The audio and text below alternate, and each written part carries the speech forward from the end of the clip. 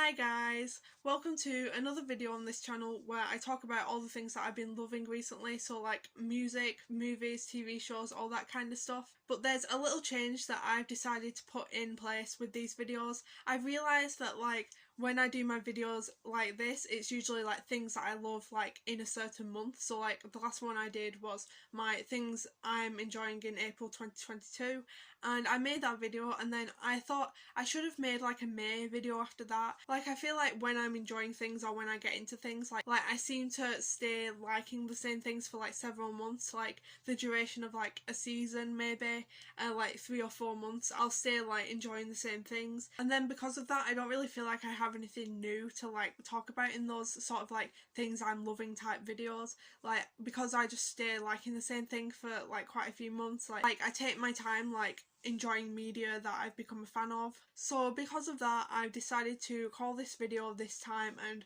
probably like when I make these videos going forward as well, I've decided to rename this video My Favourites in Autumn 2022 rather than like My Favourites in November, which it is when I'm filming this now. So yeah, that's the first thing that I wanted to talk about before we begin this video.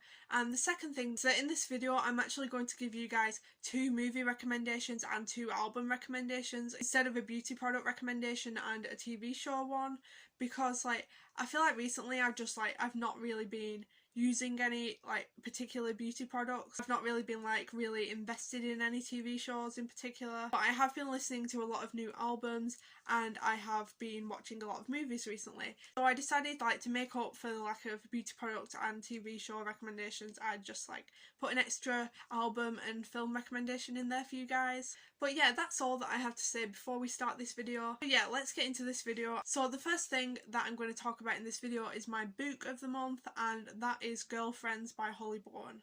If you guys know me and you're subscribed to my channel, you'll know that Bourne is like one of my all-time favourite authors. Like every time she releases a book, I try my best to get it on release week. Like I will go out and like buy every single book that she makes. Like I relate to her books so much and her writing is incredible. She writes a lot about like feminism and mental health. If you don't know her or if you've not like read her work before, like she's an amazing author and I fully recommend her. I don't actually have the Girlfriends book here with me at the moment. It's because I have the book in my uni bag, like in my backpack, so like when I have like time between classes I can like read it, and I'm really enjoying it so far, although it is like pretty dark. I mean, if you know Bourne's work, like she's known for like writing like really dark, like hard-hitting novels, but at the same time there's a lot of like humour and like relatability in it, and I love that about her work.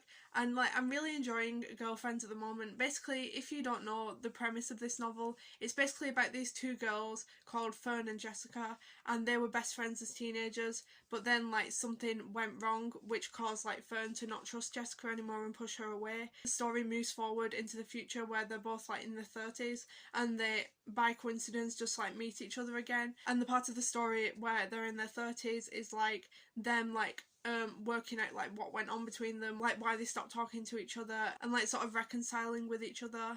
The whole novel is told from Fern's perspective. The chapters alternate between Fern in her teenage years and Fern in her 30s, and as you read those like alternating chapters, like it slowly like is revealed like what went on between Fern and Jessica. In the chapters where it's from the perspective of teenage Fern, she's like, it's like her like falling out with Jessica in the first place, but then like in the chapters where it's her in her 30s, it's like her sort of like going through like making up with Jessica again and like realising what went on between them. I think at the end of the book like both of the like reveals are going to happen at the same time. Like it's going to be revealed like what Jessica did as a teenager to upset Fern, and like it's going to like have some kind of ending with like maybe Jessica and Fern like becoming friends again like as adults, and like the chapters about them as adults. I'm only halfway through this novel at the moment, so I'm not like 100% sure how it's going to end up, but I'm sure that it's going to end up like something similar to that.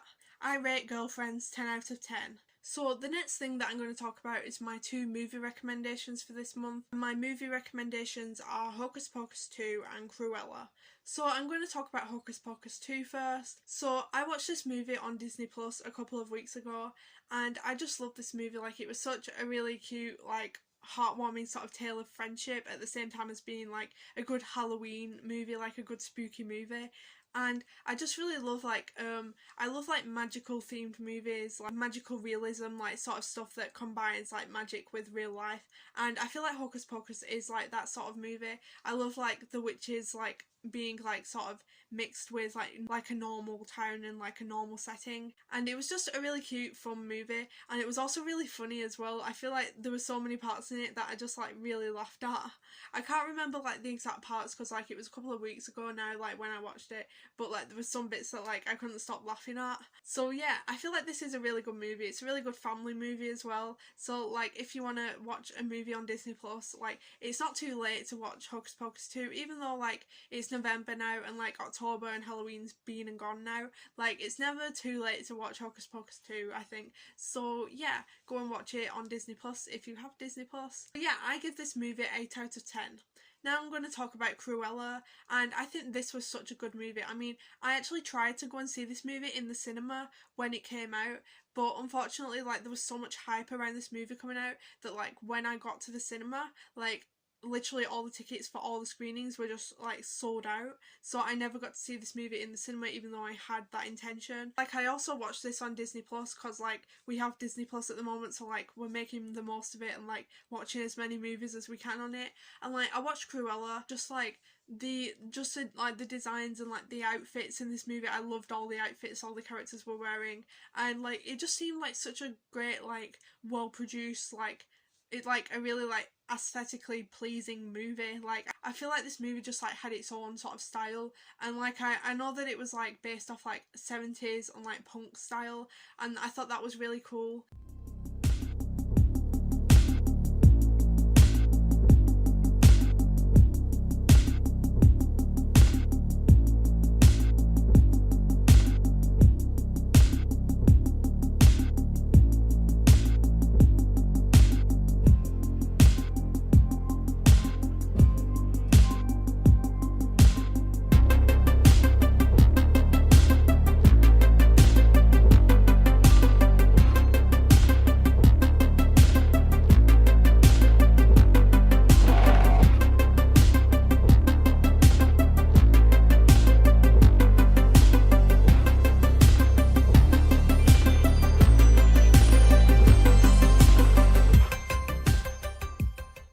Every single song on Subject to Change, but yeah, just like off the top of my head, here are some of my favourites from this album. So I really love Subject to Change, the title track. Like it's really relatable, I relate to it a lot at this point of my life, and like it's like such a good song about just like the experience of like being in your 20s and like everything changing all the time, and like it's just a really relatable song. So yeah, I really like that one. And also some of my other favourite songs, I really like Muscle Memory. I love Heartfirst, lead single of this album.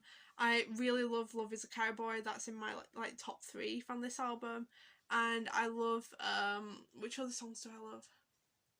I love Universe and The Little Things, and also If You Go Down I'm Going Down Too. That's a really good funny song, and I love the music video as well. So yeah, those are my favourite songs from Kelsey's album, and I rate this album 10 out of 10.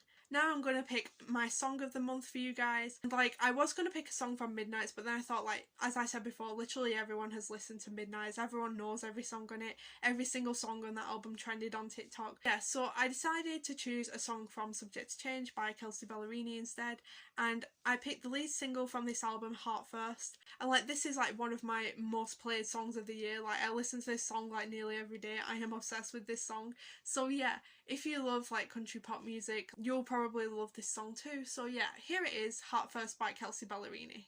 It may not be next year what I need, then again, maybe it might be. Could be forever, it might break. That's just the kind of risk that we take. My head is yelling that I could get hurt, but I'm gonna jump right in, baby, with my heart first. I gotta have it, gotta see if this.